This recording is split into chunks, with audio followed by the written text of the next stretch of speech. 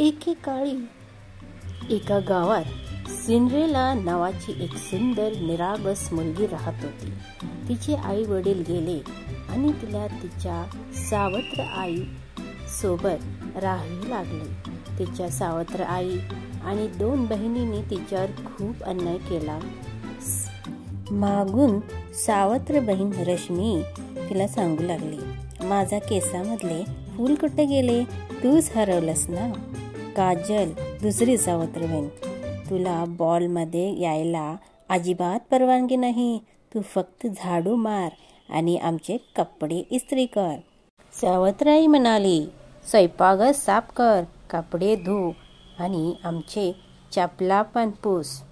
Cinderella नम्रताने म्हणाली, हो आई, मी करते ना. सिंड्रेला नम्रतेने सांगितले, हो आई, मी करते ना. तेवढ्यात दारावर राजदूत घोषणा करत घरामध्ये आले. राजपुत्राच्या वाढदिवसाच्या निमित्ताने एक मोठा बॉल आयोजित करण्यात आला आहे. सर्व युवतींना आमंत्रण आहे, जेणेकरून राजपुत्र आपली भावी राणी निवडेल.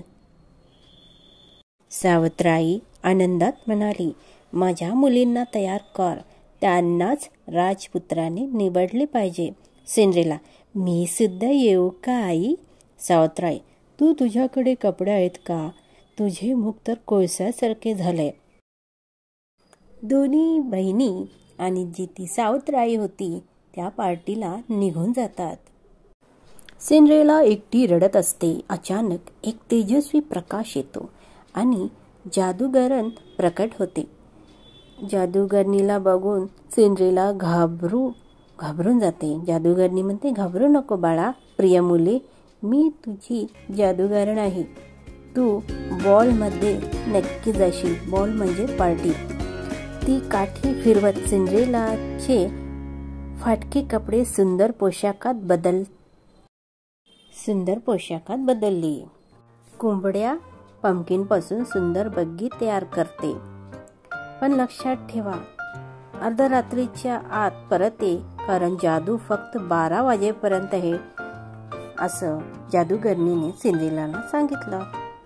सिंड्रेला जादूगरीला धन्यवाद देते आणि म्हणते, मी कधीही तुमचं हे मदत केलेलं विसरणार नाही. आणि सिंड्रेला पार्टीला जाते.